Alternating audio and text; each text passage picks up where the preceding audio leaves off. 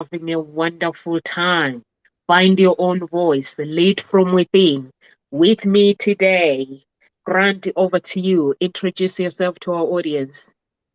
Thank you. Thank you very much, Nonso. Hi, everybody. My name's Grant Morrell. I'm an international speaker, coach, trainer, and international best-selling author. And I'm on a mission. I'm on a mission to take 1 million leaders and help them to clearly communicate their message with the world while living a life without limits. That's me. Over to you, Amanda. My name is Amanda Cottrell. I am a teacher, an author, and an illustrator, and I started a company called Art, Mindfulness, and Creativity to help people empower their lives through their own unique creative gifts and passions. And I'm coming to you from Calgary, Alberta, Canada, and it's bright and early here. It's like 6 a.m. So good morning, everybody, and good afternoon to you in the UK. Thank you so much. Thank you so much, Amanda. So, our topic today is the value of unplugging. And Amanda, you chose this topic and based on your article, because I saw your article and we were like, oh, let's just talk about this. It sounds really, really basically useful for our audience. It will be really useful. And basically, I think social media, and also it was the as Instagram, because Instagram I think is changing. Basically the outlook of Instagram is going to change, I think, next week. So, and basically they want everybody to get excited and stay longer on Instagram. So, which is me, I'm like, I'm running away. So over to you, Amanda. Please, could you please explain the topic to our audience and why you chose it? Well, I thought it was really interesting because you shared that on our group chat. And I was like, oh, I wrote an article about this a few years ago because somebody was like, oh, this would be a good topic in our group chat as well. And I was just thinking, well, I do have some expertise in this area because I also have a master's in education technology.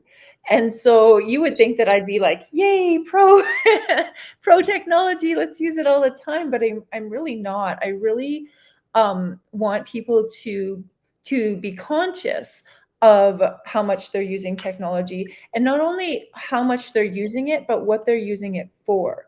So when people always say, oh, I only want my kids to be on the TV or on the screen for this much a day, and I'm like, well, what are they using it for? Because those are two very different things. If you are using, like, I will let my daughter do how to draw apps or how to draw videos all day long if she wants, because she's actually using it to learn. Or if she's using it to, now she's designing a journal, like I made a road trip journal, and then she's making some other covers and stuff to go with it. And so if she wants to work on that, by all means, she can do it for as long as she wants. But for her phone, there's a 1 hour time limit. And then after that, all of the apps shut down. And that's because if you're going to be a conscious creator of something, then yes, use the technology, embrace the technology. But if you're just being an unconscious consumer and you're just mindlessly scrolling and wasting hours and hours and hours on things where you're not actually doing something intentional, that's where I see the problem. And that's where I see the problem with tons of children nowadays, because their parents are too busy, and so the kids are in front of their screens and they're not being creators of anything. They're unconsciously just scrolling and watching TikTok video after TikTok video after TikTok video. And that's where we see a really huge problem. It's a really big concern as an educator, and I think it should be a really big concern as a parent. But then also as a parent, what are you modeling to your children as well? So are you modeling where you sit in front of your phone and you're mindlessly scrolling Instagram or something? Or are you actually being a conscious creator? Are you creating YouTube videos? Are you using it to learn? Are you using it for a meditation? Like even last night, my daughter and I were laying in bed and I wanted to try a yoga nidra with her. And we were like, hey, Alexa, play a yoga nidra, but it won't let you play one unless it was like, unless you pay for some subscription of something. So I just went onto my phone and went on YouTube and quickly found a yoga nidra, and we did the yoga nidra. And so again, that's like technology time, but we're using it for a mindfulness meditation. And so I think those are two very different things. So you really, instead of how much time are you spending on that screen, my question for you is, what are you doing on that screen? I love that. I love what you said, Des. What are you doing on that screen? And it's the same for me in my profession, television. So many people don't have television, won't have television. Television's bad for your mind. And I always say, well, I have a television. And I think it depends on what you're watching.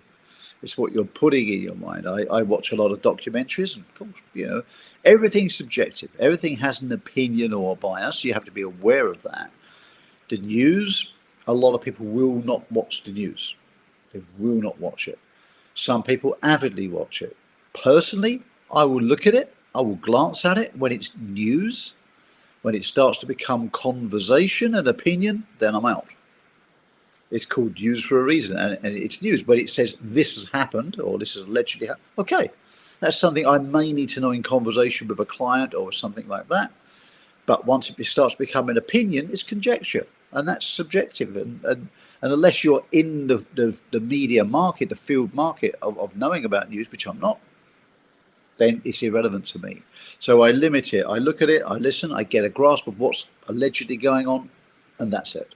And then I focus on the things that I choose to focus on. So I think that's a great thing you said. It's not, the fact it's social media.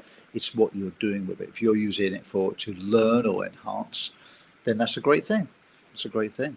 So thanks for sharing that, Amanda. I think there's some really nice, and I love the phrase unconscious consumer. There are so many people out there unconsciously consuming massive amounts.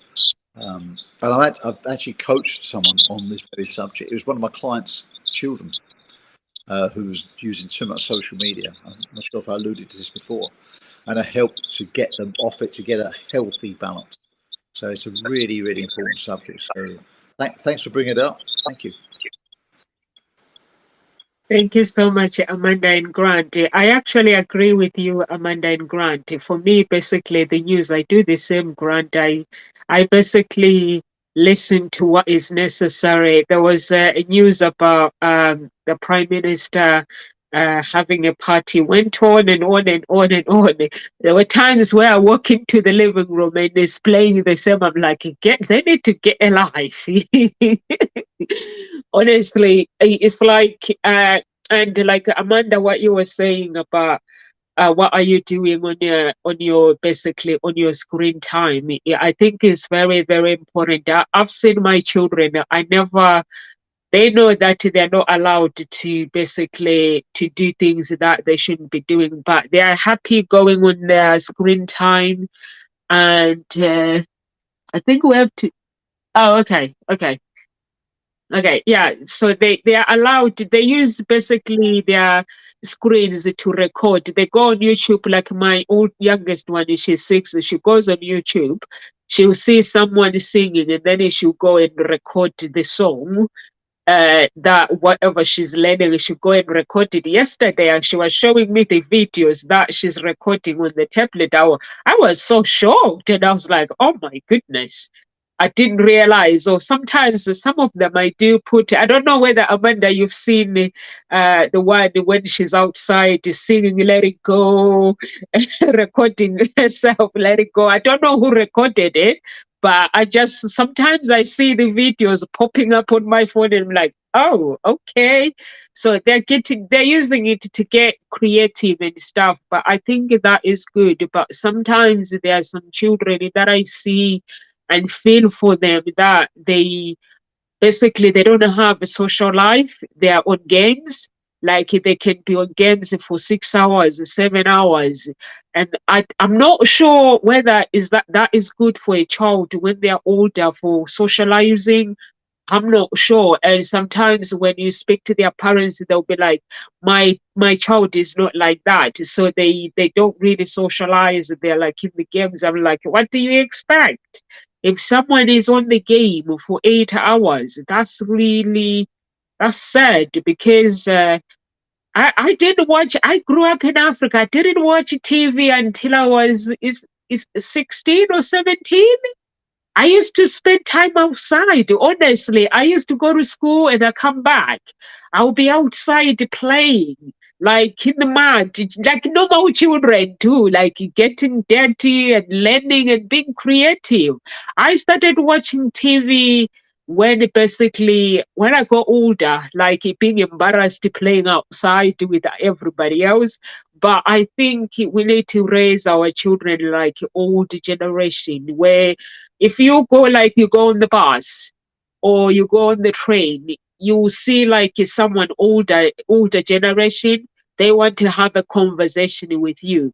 But our younger ones, like us youngsters, no, we don't want to. We always have phone to watch a film. We always have a tablet or a computer to watch something, or we are working online. We always busy. So I think it's really sad. When I saw the article, Amanda was like, actually, it's really sad to see this world how. But over to you, Amanda. I like what you said about when you're on the bus or something and that everybody's on their screen, and that's so true. I know before when I was going to the gym before the pandemic, I don't go to the Y anymore because but anyways, when I was going, I was literally the only person in the entire YMCA who would come and like work out on the workout machines with a book. I was literally the only person who would bring a book and I would read. And I'm like, does nobody else read? I'd still have my phone to listen to music, so I'd be listening to music and I'd be reading, but everyone else was either watching TV or on their phone or something else while they're working out, and I like to read. But I've always done that, even like before smartphones, when was like 18, 19, and I would go to the gym and I would sit on the bike and pedal for an hour and I would read my book. But now I don't see anybody else doing that, and it's so interesting to me because I also think like when you're thinking about how much time you're spending in front of the screen, I'm like, how often have you sat down and just read a book or gone outside for a walk or get out in nature? Like, I use my phone all the time to help me get out to nature because there's apps for like different trails that I can go and hike, or different different like activities that you can go and do. And so it's really that tool of getting yourself out there. And when I was doing my research on my education technology masters, I learned about this Chris Anderson. He talks about how technology is driving innovation, and he looked at this community in, I forget what country it was in Africa, but anyways, you can watch the Chris Anderson TED Talk on how technology is driving innovation. And these people in this small village in Africa got access to a smartphone and literally turned a garbage dump in beside a river into this like functioning community garden.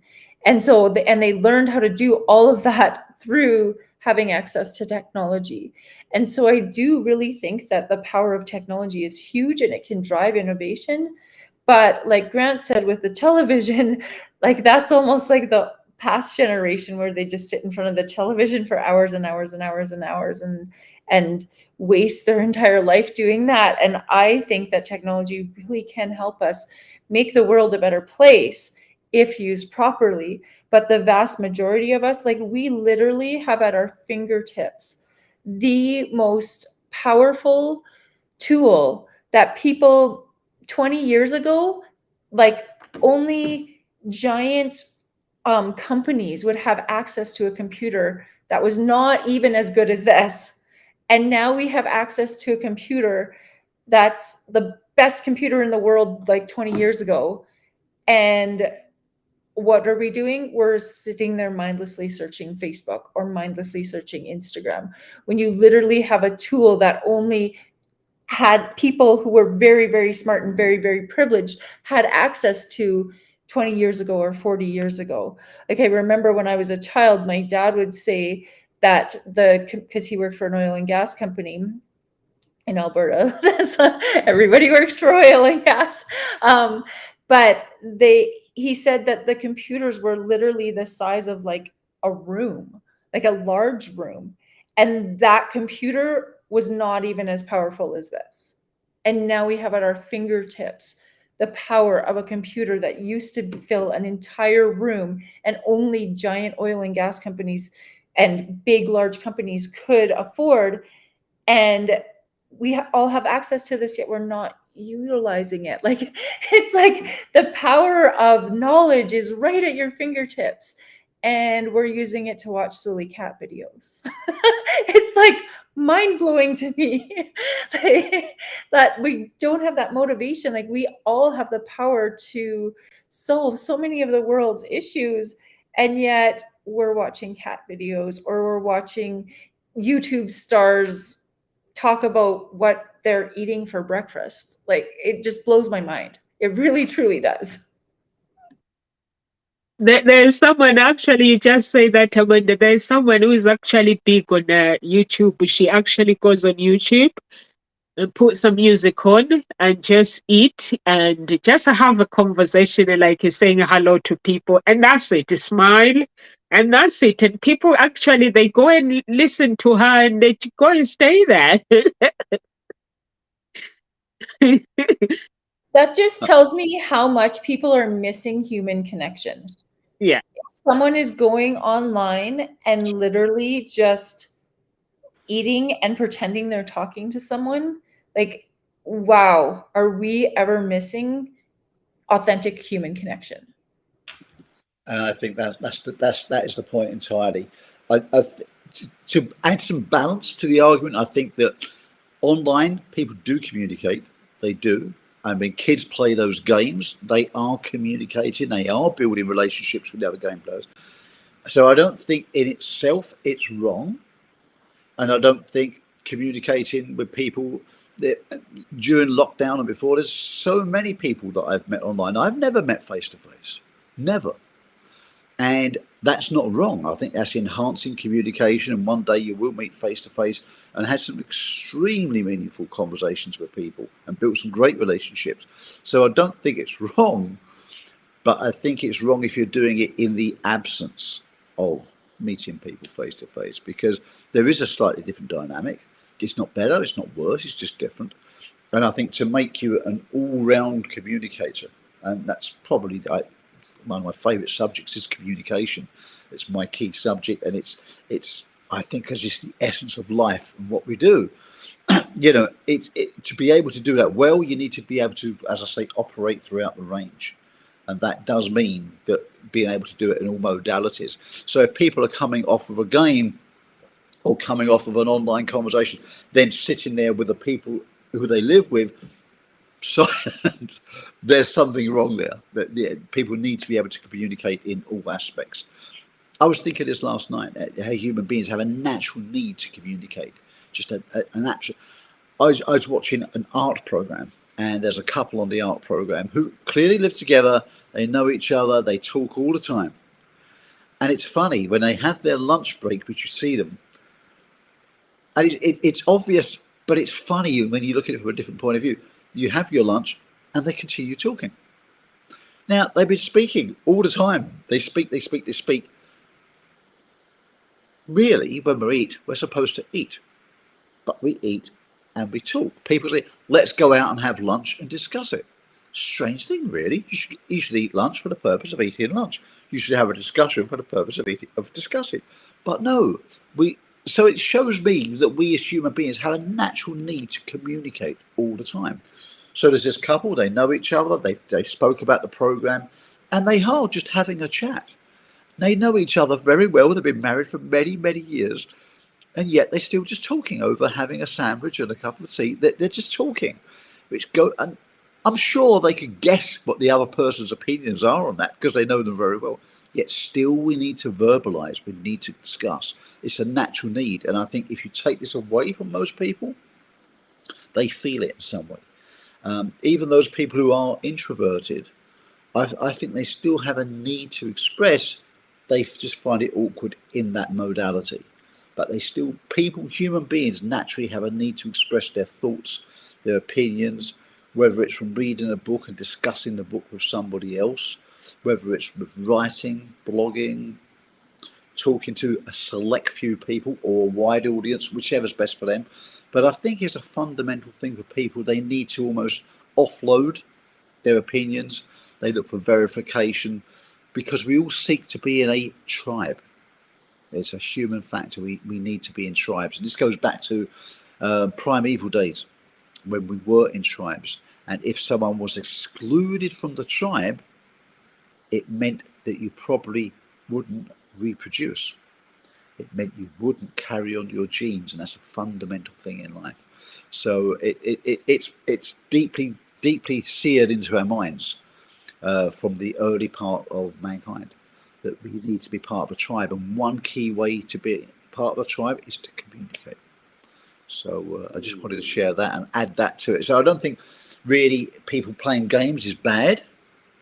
It's about balance. It's about balance, getting balance. And the other day I was researching a TV Asian cook, and they was talking about various aspects of cooking, and that they were saying that, you know, traditionally in Asian food they used to eat seasonally, like many places did, because there wasn't refrigerators, so you had to eat seasonally, and that way you got the best of nutrition.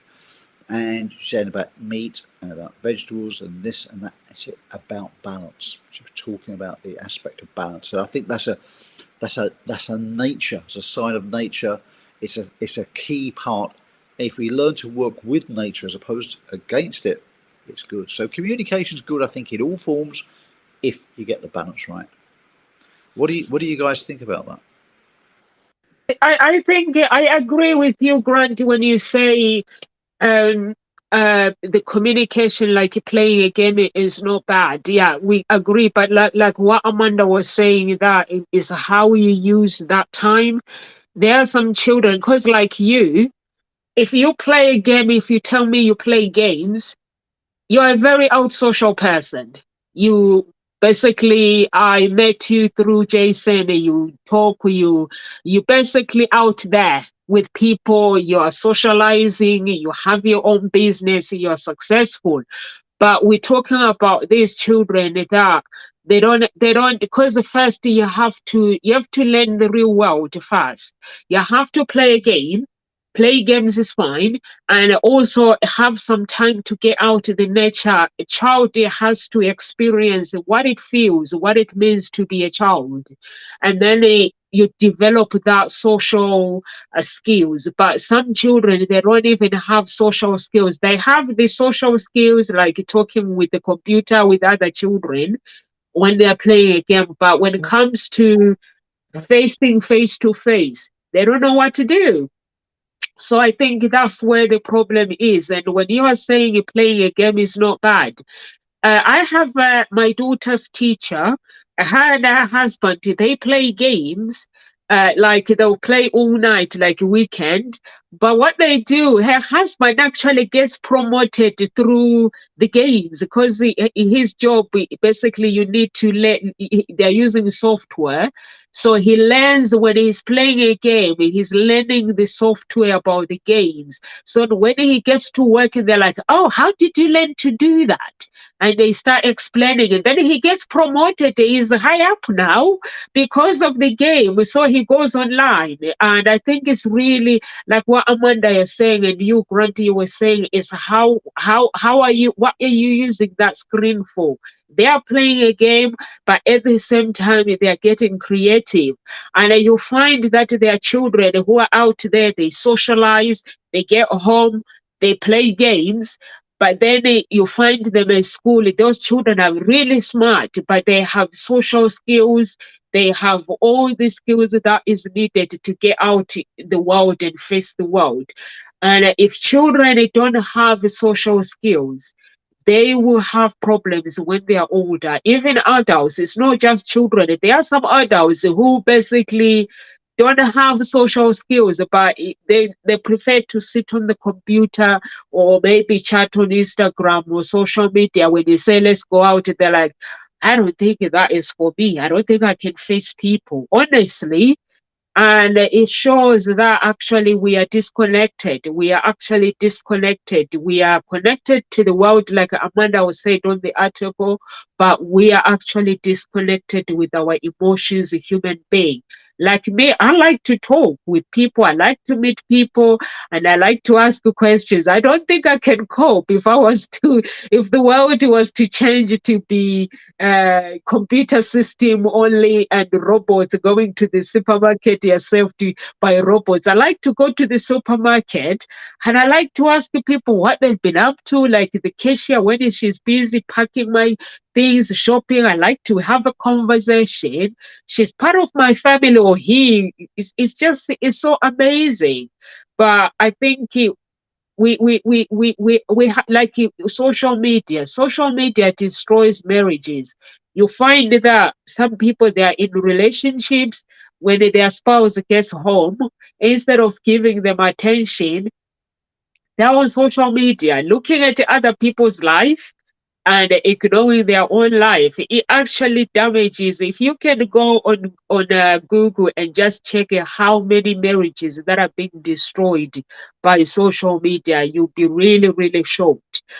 For me, basically, uh, I have to control myself when I go on social media. I have to ask myself, why am I there? So I like my friends' post. I post for my business, and then I'm out. And then I go back again to support people, just to like their post and comment, and then it just get out. I don't need to be there on social media. If someone wants to talk to me, business connection, I connect them on WhatsApp. We get connected on WhatsApp every now and then I can say hello, because on social media, if you start chatting to people, you never get out.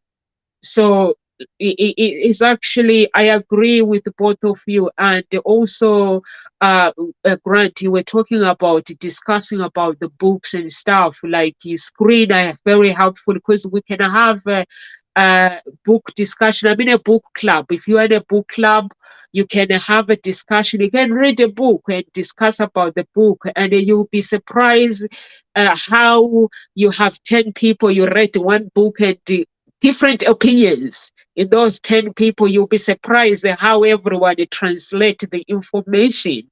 So it's actually amazing. So I thank for bringing that, Grant. It's really, really amazing. And it's really useful that we are very grateful that we have this platform where we can use, and we have these screens that we can use, but at the same time, they're damaging us. Yeah, Over to you, Amanda.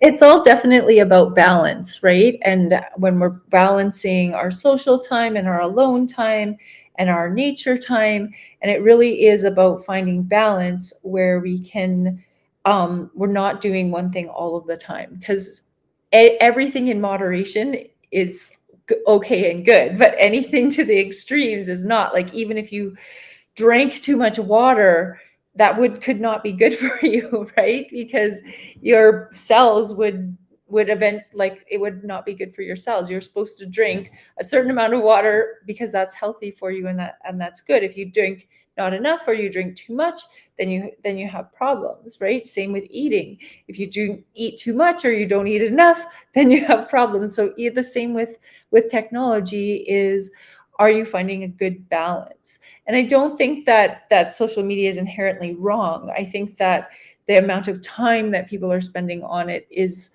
potentially damaging. And also, what are you doing on there? Are you comparing yourself? Are you looking at people and being like, oh, their lives are so beautiful, look at this, look at this?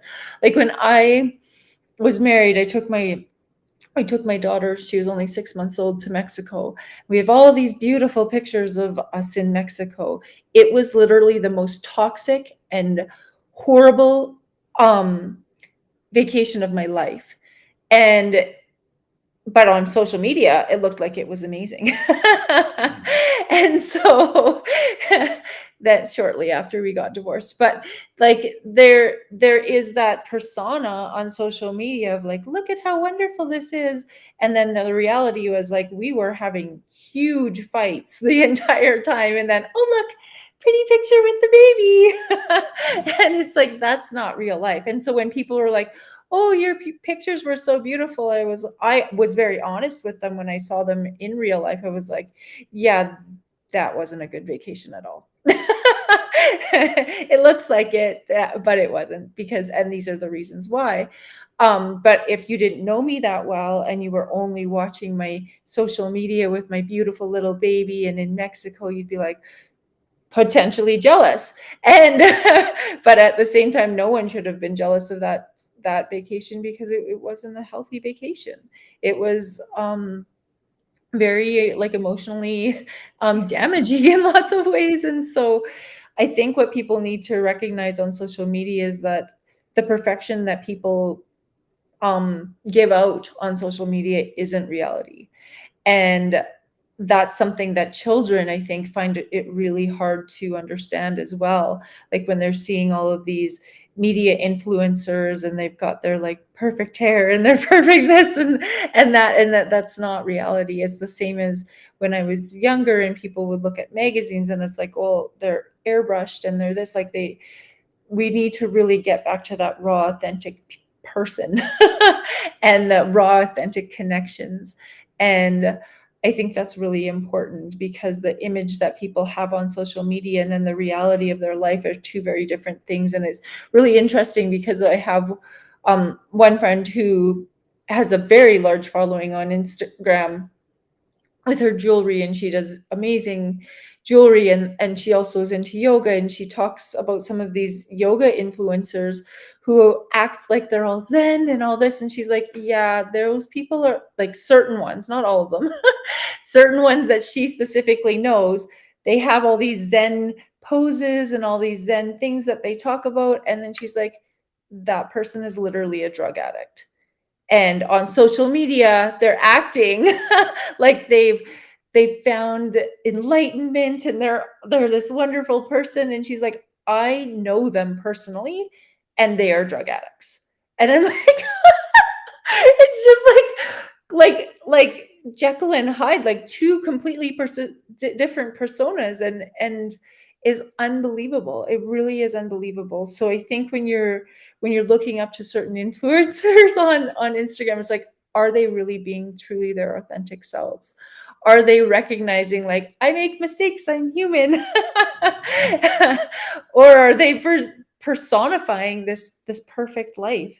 And that's not reality. Reality is life is messy, and we all are learning and we all are human. Well, it's the key. It's the key thing, isn't it, Amanda? People always say, "Don't meet your heroes," because you could be disappointed. And I think the thing with social media, as we know, and I've known people to get anxiety because they're looking at, "Oh, everybody's doing so well except me," and you're like who? And like yourself, they would mention certain people's social media, and you may think, I would say, well, I know, but I think I know them people, and like that, what you're seeing is a facade. Not saying that everybody on social media is a facade, not at all, but there is what it does allow, and this is an interesting point. Social media, as any form of media, allows someone to have an alter ego, and this is now, is that good? Is that bad? Again, I think there's a balance. If some people can change their identity and make plans to meet that identity, I could debate that's not a bad thing. Because if it's taken them from a bad place and helping take them to a good place, that's good. But when people are deluding themselves, when they are, and a lot of that does happen, let's be honest. People saying, yeah, you can often see it. You'll get a Facebook connection of someone, and you can tell by the photograph, you can tell by the format. You think, here we go, it's one of these, and it'll, for me, it will be a lady on a yacht, right? You get the lady on the yacht photos. You think, okay, now they missed the point that I'm a human behavior profiler. So, like, okay, immediately my mind's thinking, what are we projecting here? What image are we projecting? What are you doing? And why are you contacting them? Right? And there's something going on. Now, I would hazard a guess that person doesn't own that yacht. Not that they said they did. They just could be on a really nice holiday. Maybe it wasn't a toxic holiday. And like your point you was making about Mexico, it's not that Mexico was toxic, far from it. It was just that your life situation at that time when you was in Mexico was toxic. So you don't know what's going on behind that photograph. And when it comes to social media, I always laugh at a lot of people's profile photos. And to be honest, my profile photo needs updating. It's rather old, but it's not done to deceive. It's just I hadn't bothered changing it. It's a little bit old, but not crazily old. But I always laugh at people's photographs. They always put on, as we do with humans, what we think is perhaps the best photograph we got. I've never known anyone to say, you know what, this is the worst photograph of me. This is the one I'm going to put on. People don't do that. They always put on them on a great day photo, right? So it's rather like a CV or a resume. This is like the very best possible version of you you're putting on there. You don't say, actually, you know what?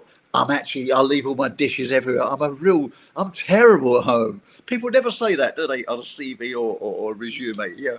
They never ask what your bad points are. It's just a real super polished version of them. Like an interview. People go for a job interview and yeah, they'll tell you they're a great team player, they're this and that. Tell us what you're like on a bad day. Tell us what your biggest failings are. That's what I want to know. I want to know how people get around things, how they get over things. Because we've all got great days, we all have bad days.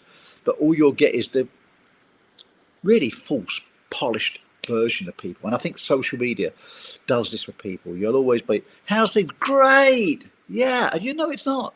You know it's not great with them. If I would encourage people to be more open. When it comes to mental health, the expression, it's okay not to be okay. It's okay to say, I'm having a bad day. It's okay to say something's not. Tell us, what is it? Most things we can get past them as long as we're being honest. But when we're deluding ourselves, you're just delaying the problem getting solved. And I think sometimes with all forms of media, we can sometimes be guilty of allowing people to do that, and it's not for their own benefit. But if people could be more open, that can still be great social media. It can still be great media if people are more open. And I think it is the openness that really gets to the soul of the person and allows them to grow and live a more fulfilled life. So again, it's not the medium that's wrong. It's just perhaps the way that we choose to use it. I just have one quick comment. I laugh how you said that your profile picture is really old and about the people on the yacht, because I was thinking about mine. I'm like, my picture is actually from Mexico again, but it was a very healthy trip because it's just me and my daughter going by ourselves when she was 4, I think. But now she's 11. So my picture is very, very old. And I think there's two different types of people. There's somebody who just puts a picture up and leaves it for years and years and years, me. And then there's people who are constantly changing it. And in my mind, I'm like, I should change that. And I'm like, I don't really care. Like, if you know me well enough, you know my daughter's 11 and that picture is very, very old. She's not 4 anymore and we're not in Mexico, but it's such a cute picture. She's like on my back and she looks so funny and just like cute, and we're just having fun on the beach. And it was actually where we had people like someone taking pictures. So it was a good picture, but it also is an old picture because I just don't care to update it. But I do think there's two very different types of people like you and me who just don't change it and don't care, and then people who are like obsessively updating theirs. Yeah, that's a great point, Amanda. Yeah, that's right. It's not higher on our priority list. It's just like it's not trying to hide or pretend you're something you're not, or you're way younger than you are. You're just like, oh no, that's me. You can still see it's me. That's it. But I think when you see more videos of people, they can see who you are. But it's probably good to change it a little bit more often than that. But there you go. It's true. Some people just obsessive with it. What about you, Nomsa? Where are you on that scale?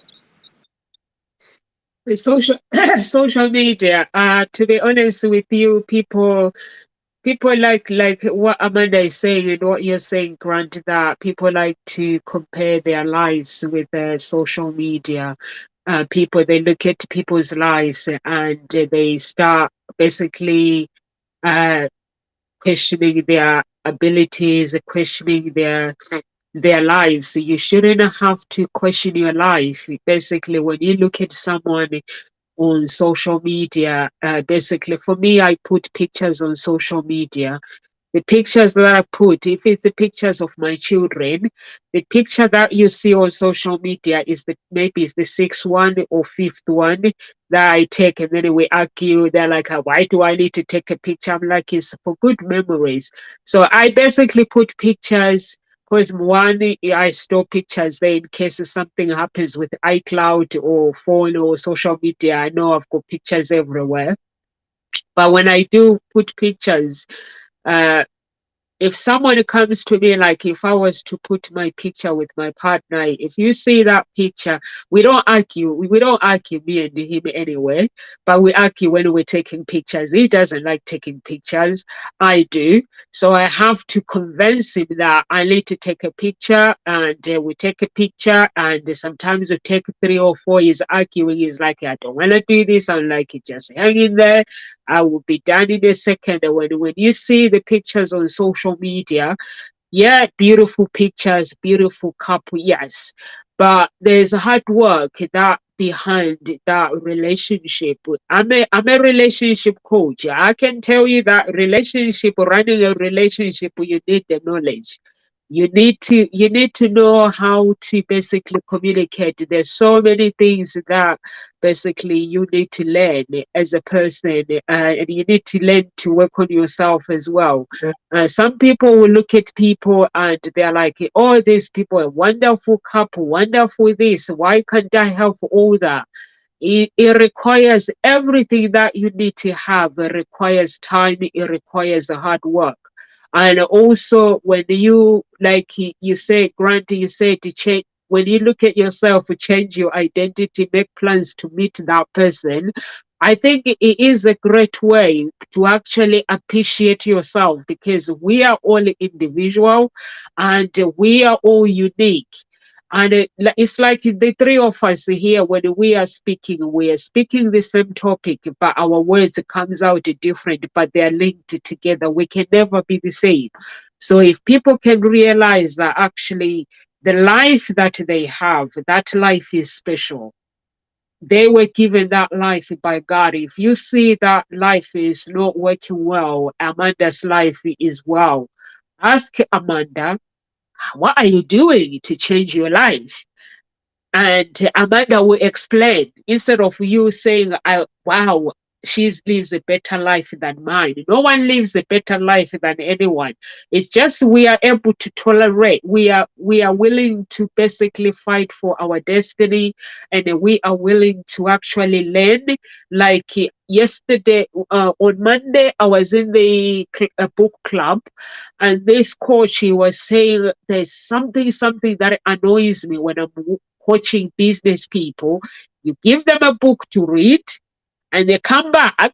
They have not read the book. They've been busy with something else, and you want their mind to grow. And that's what some people do. You see people, they're doing a business and they are posing on social media. Sometimes it's not the life that they are proclaiming. For me, basically, it's hard work. I can go see talk shows. Amanda, you've been with me for a year, and you know how much we've been working hard. And Grant, you've joined us, and uh, basically what I put out there is something that we work hard. And sometimes it's exhausting. Sometimes I'm like, these people that are successful, they make things look so easy, but it's not. It is so tough. The business industry, basically running a business, is so tough, and having to have that success, you have to be someone that is basically willing to work on your strength, willing to work on your bad habit. I spend time now working on myself and learning about things, the success and everything. So when I put, like this morning, I put you guys, you had 150 views. Somebody who sees it, he'll be like, Nomsa is doing what? Yes, but it comes with the sweat, the blood sweat. It comes with everything that you guys are putting. You're putting everything, like Grant and Amanda. I'm sure you guys have clients that are waiting. When you finish here, you'll be going to serve your clients. Before you come here, there are clients that you have to serve first, and then you're like, oh, I've got to be at the talk show. It's the dedication and the time, the discipline. So we have to, when we have all these screens, the screens are great. They can help you to research. They can help you to learn anything that you want. So I think it's important that, like Amanda was saying, that what are we using our screens for, and the social media as well is good because it is there for us to connect with people that we wouldn't be able to communicate with. So as long we use it wisely, I think we're good. But some people, they basically, because they are lonely, and they end up staying there on social media. But for me, basically, I love someone to say, no, sir, are you free? Let's go for coffee and talk about business and talk about anything. I would love that. So it's just amazing. Over to you, Amanda. I think a lot of what you're saying is so important that we can use it to connect, and that we can use technologies for so many great things. I was just thinking, I was doing some research on rethinking what it means to be educated, and I came across, I can't pronounce his name properly. It's like Sugatra Mitra or something. Anyways, he was a computer software engineer in India, and he essentially put a computer in a slum in India, and the children taught themselves how to use it. And then they all, within like 6 months, the vast majority of them had enough skills to be able to be a like a secretary in the West, and it was unbelievable. And so then he kept repeating this over and over and over again, and he's putting computers in slums, and because they argued with him saying, well, this slum is right next to like one of the biggest computer software companies in the world. Like, some of your employees probably went and told them how to use the computer. And then he put these computers in like these rural areas in India. And this was like over 15 years ago. And he kept getting the same results over and over and over again, that the children would teach each other how to use it. And within 6 months, they had the skills to be like a secretary. And so he was really arguing about the need for school and how school needs to be shifted. And I look at it as an educator, and I'm like, this is what I've been saying for so long, is that like we really need to shift what it means to be educated and what we think it means to be educated, because at our fingertips we have this unbelievable power for learning, and yet so many of us aren't using it for learning. And so many of us aren't using it to empower our lives. And really, we have this huge power. Like, those children in those slums in India, if they hadn't had access to that computer, they never would have learned English. They never would have learned, like, there's just so many things that they learned just from having access to that one computer that Sughamitra, and I know I'm saying his name wrong, put in the slum in India. And he has a TED Talk. It's fascinating. It's absolutely fascinating, his TED Talk. And same with the one I talked about with Chris Anderson, how YouTube is driving innovation. Absolutely unbelievable things that are happening when people are using the technology as a tool to empower their lives. I believe I've seen both those TED Talks that you mentioned. I believe I have, because the first one, Chris Anderson, sounds very familiar, and also the computer one, whether I've seen it or not, I'm not sure. But certainly the computer in rural parts sounds very familiar, and it's a beautiful thing, because I think when we come back to schools again, it's a whole different subject. Is that what you learn at school?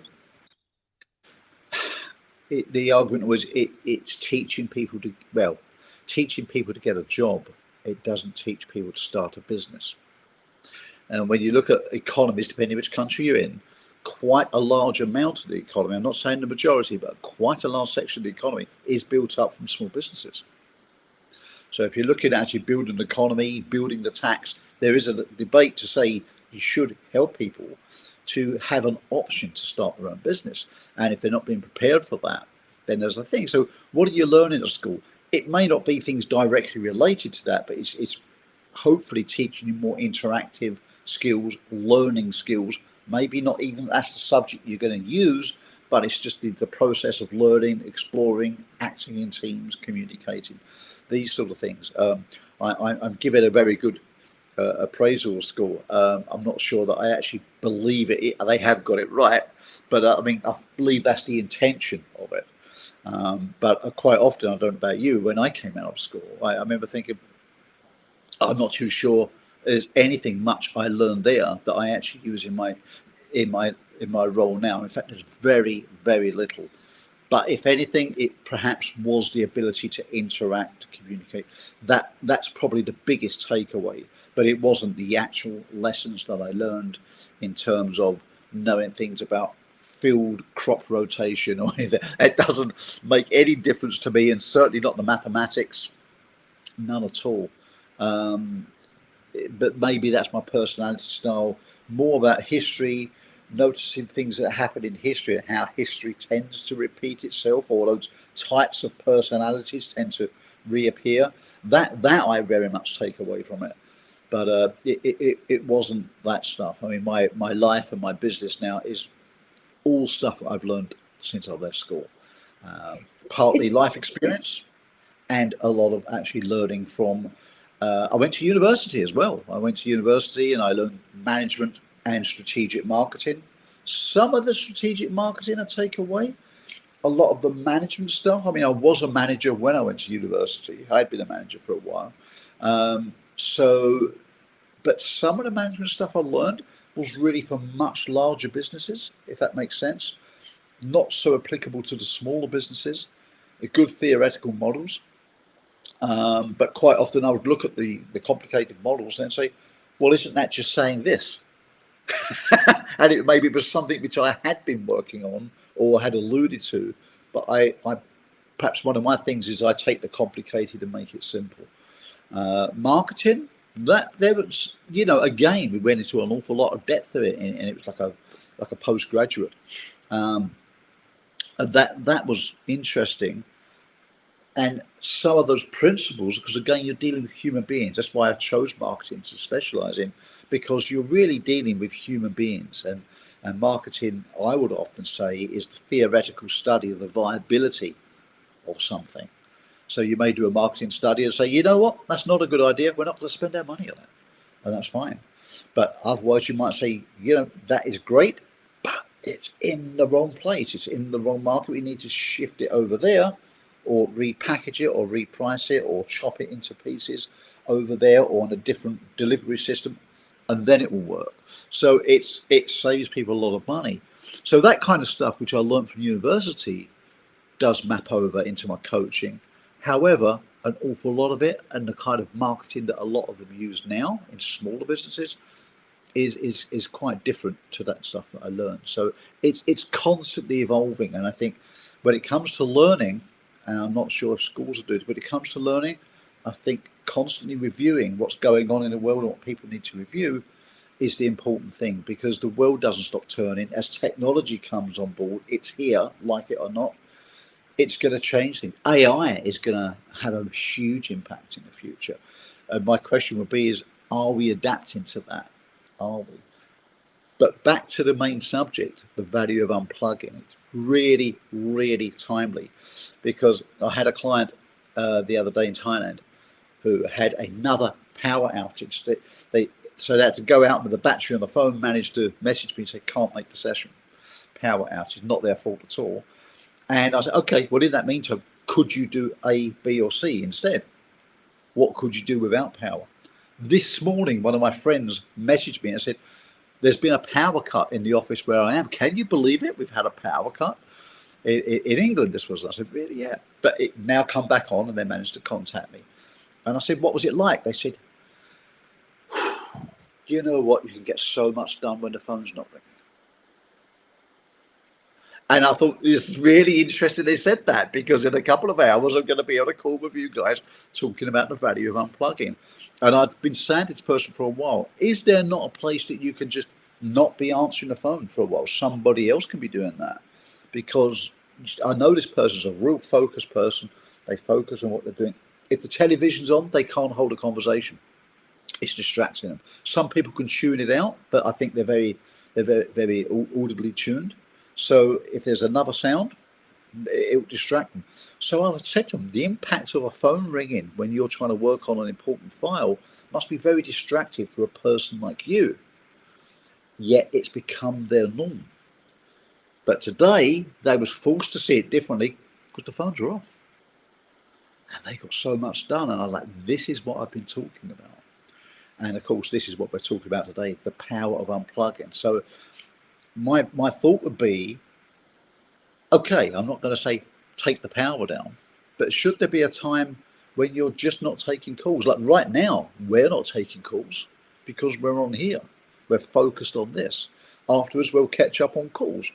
But would that be a wise idea in people's lives to just have time, like the social media, say, I'm going to do social media, I'm going to watch that, I will watch TV on certain things. And sometimes I personally think it's not unhealthy to just have some fun time, to watch something crazy on TV for a limited time, to do something crazy on social media for some time. And it's like, no, there's no educational value in this whatsoever. It's just like the day's over, I'm just kicking back, I've got my sofa pants on, and I'm just relaxing for a bit. Very therapeutic, I would argue, in the right proportion. It's all about balance. What do you guys think about that? Yeah, I agree with your friends. You'll be amazed at how much you can do without your phone. I really, really agree.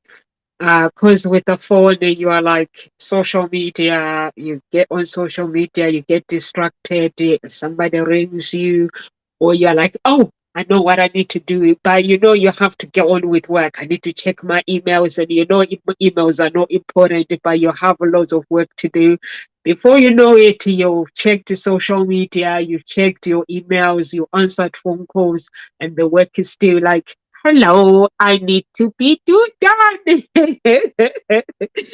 So that is that is amazing. That we need to change our mindset and just connect with ourselves, and just connect with the nature as well. It's beautiful. Like when you connect with the nature and just go for a walk and enjoy the outer world is actually beautiful. Hi Raina, I don't know if you're still there or you've gone. We love you and thank you for popping by. Yeah, so any words of encouragement, Amanda, before you leave? I just wanted to go back to what Grant said about what you learn at school and how so much of it he doesn't use now. And I actually wrote a children's book called What Do You Learn at School? And essentially, I tell the kids, like, you're not going to remember any of the details of anything that I teach you in grade 3 or grade 5. Like, I'm an elementary school teacher. But what you will remember is how I made you feel. And you will remember how the children around you make you feel. And I think that's something that we need to be conscious of with technology as well, is how is the content that I'm consuming or the content that I'm producing on media and on my screen, how is that making me feel? Because that really essentially is so key to the health of our lives. Is what am I doing? How is that making me feel? Is the people I'm surrounding myself with making me feel good about myself, or am I watching all of these things on social media that are making me not feel good about myself? And if I'm not feeling good about myself based on the social media that I'm consuming, then I need to shift the social media that I'm consuming. There are lots of people out there who are doing some amazing work on social media, on mental health, on empowering your life, on really some like grassroots organizations that are really authentically helping people. But there are also some very like fake and plastic things. I always like call things that are not authentic plastic from that movie Mean Girls. I don't know if you've seen it. The plastics. That's what so much of social media reminds me of is are they authentic or are they plastic? And I think that's something we really need to ask ourselves is how is what I'm doing on my screen, how is that making me feel? And if it's not making you feel good about yourself, then you need to consciously change it. That's wonderful. That's wonderful. And I think you Thank you so much, encapsulate it Amanda. beautifully. Any words of encouragement, Grandi, before we go? Yeah, I think just to pick up what Amanda said there is absolutely right. It's not the things you learn and apply out of school, but it's really how it makes you feel and who you become. They're the key lessons, and that's great. Words of encouragement are keep it in balance. Keep it in balance. Not here to vilify anyone who uses social media. Far from it. We do, and I will be later today, and I'm sure you will too. It's just about keeping your life in balance. It's a beautiful world out there. Nature is great. You can combine the two. I like audio books. I will go for a walk. I went for a walk last night, and I probably will later today. I will go for a walk. I will get some exercise. I may catch up on phone calls while I'm doing it. I may listen to music. I may listen to an audio book. Either way, it's great to just soak up, nature. Social media can be used as a great communication tool. It saves me a lot of time, but it's how you use it. And even when I jump onto calls, I this is one thing that gets me a lot. People will say the meeting is at this time, and I'll go back and say, "Sorry, did you tell us what time the meeting finishes?" People always tell the start time, but assume you have all day. I want to, I don't want to spend all day on that thing. There's other things we need to do because I like balance in my life. So I think if there's one key takeaway from it, the art of unplugging is really, really important. But of course, there's times to plug in and there's times to unplug. It's about getting the balance right, and that way you enjoy life much more. That's what I wanted to share. Over to you, Nobsa. So much. Thank you so much, Grant and Amanda. It's just been an amazing, amazing time. Thank you so much. And for me, basically, I will just leave you guys with basically, like Grant was saying, that we are not here to basically evaluate what everyone is doing or basically to judge anyone. Just use your time wise, and if you can, educate yourself by gaining the knowledge of where you believe that you want to take your life to by using the screens. That's what they are for, to basically to connect with other people that we wouldn't be able to connect. Like we've connected. Amanda is in Canada, me and Grant were based in the UK, so we are able to use our screen to connect with each other, but adding value at the same time. And also, it is amazing. And also, don't compare your life with anybody else. Just your life is unique as it is. All you got to do is, if you feel you're not happy with where your life is, speak to those people that you admire, that basically, how are they doing it? And they'll tell you how they're doing it. If you ask Grant how is he able to change his life and be successful and be the person that he is today, his story will be different from Amanda. My story will be different from Amanda and Grant. So that's what it makes us unique. So thank you so much. Nancy, I just want to say one thing. This talk show, it truly speaks to the power of technology, because I'm an elementary school teacher in Canada. I don't live anywhere close to you. I have no social connections to any of you other than I was on this Women Helping Women Entrepreneurs group on Facebook, and I saw Nomza looking for speakers, and I reached out to her. And so and from that, I've been on this talk show for over a year now, and like that is a huge powerful tool of technology. So I don't think that people should ever dismiss it and never go on it, yeah. because you can make amazing connections from social media, and you never know where that will take you. And I'm so grateful for the power of technology for making the connections that I have been able to make. And hopefully, like Grant said, you that intention of going out to meet people in real life one day I will come to the UK and I will meet you both. Thank you so much. Granted, do you want to add a little bit or you're good?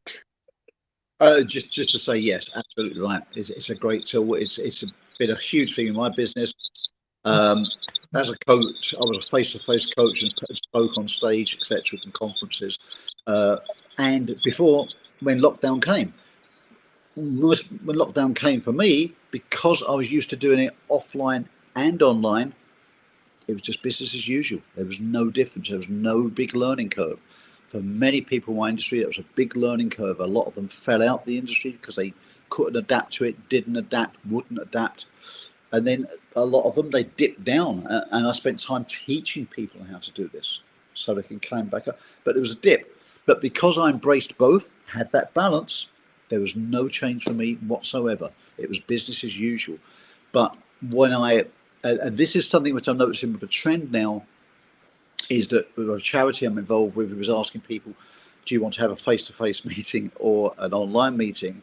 I've been saying for a long time, trends will change. People, once they fall over, they struggle, they couldn't unmute at the right time, and is my camera, all that kind of stuff. I said, human beings adapt. That would disappear. And it has. And when we've asked them now, what do you want to do?